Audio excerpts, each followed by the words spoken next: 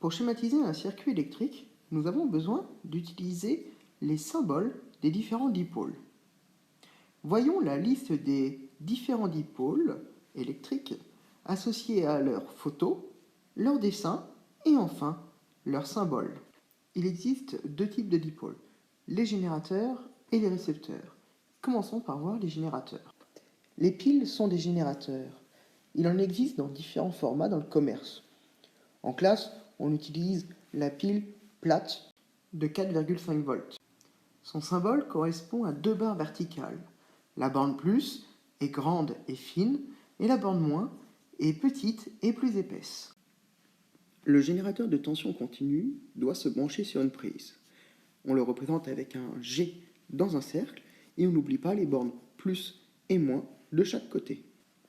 Parmi les récepteurs, on utilise la lampe, avec une croix dans un cercle, le moteur, un M dans un cercle, la résistance, un rectangle, la diode, représentée par un triangle et une barre verticale, et enfin la DEL, même symbole que la diode, sauf qu'on y ajoute deux flèches pour indiquer qu'elle émet de la lumière. Reste enfin de quoi relier ces différents dipôles afin que le courant électrique puisse circuler. On retrouve donc les fils de connexion, représentés par des traits verticaux ou horizontaux, mais aussi l'interrupteur, qui, selon sa position, ouvre et ferme le circuit, et donc laisse ou pas le courant électrique circuler. L'interrupteur ouvert, qui se comporte comme un isolant, et donc le courant électrique ne circule pas, et l'interrupteur fermé, qui lui se comporte comme un conducteur, et donc dans ce cas-là, le courant électrique peut circuler. Méthode pas à pas afin de réaliser le schéma d'un circuit électrique à partir d'un dessin. Nous allons schématiser un circuit comportant une pile et une lampe, reliés par des fils de connexion. Représentons les fils de connexion en couleur afin de faciliter la compréhension du schéma électrique. Il y a ainsi un fil de connexion vert qui relie la borne plus de la pile à la lampe et un fil de connexion rouge qui relie la borne moins de la pile à la lampe. Pour représenter le schéma de ce circuit électrique, nous devons commencer par placer le symbole de la pile, puis de la lampe. Plaçons à présent les fils de connexion, relions ces deux symboles par des fils de connexion, donc en vert de la borne plus de la pile à la lampe, et en rouge de la borne moins de la pile à la lampe.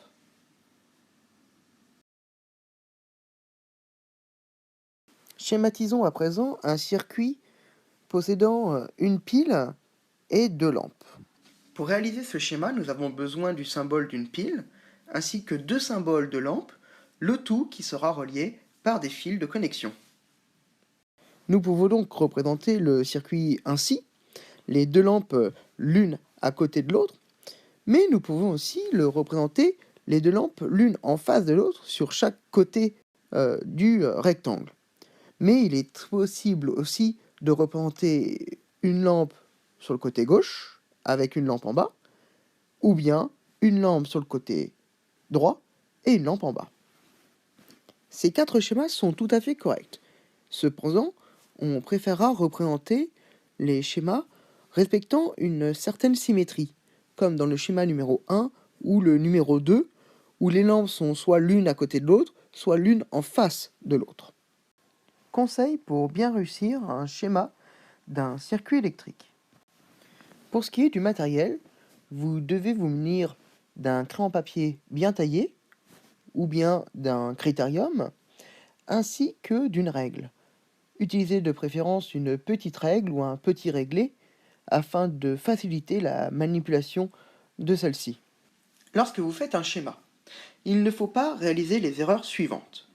Les fils de connexion n'ont pas été tracés avec une règle. Les angles droits ne sont pas respectés. Or, un schéma doit avoir l'allure d'un carré ou d'un rectangle. Les symboles ne sont pas respectés puisque le symbole d'une lampe ne correspond pas à ceci. Et les connexions ne sont pas bien réalisées puisque tous les fils ne sont pas reliés correctement au dipôle. Enfin, il faut veiller, lorsqu'on utilise une règle, à bien tracer et ne pas dépasser dans les angles pour éviter que le schéma ressemble à ceci. Sur un schéma, on ne peut pas représenter l'état allumé ou éteint d'une lampe. Il faut le déduire à partir du schéma. Ainsi, sur cet exemple, l'interrupteur étant ouvert, le courant ne peut pas circuler, la lampe est éteinte. Sur ce second exemple, l'interrupteur est fermé, le courant peut donc circuler dans le circuit, la lampe est alors allumée. Enfin, lorsque vous réalisez un schéma sur un papier quadrillé, aidez-vous des lignes du quadrillage pour tracer vos traits de fil de connexion. Cela vous aidera et fera que le schéma sera plus propre.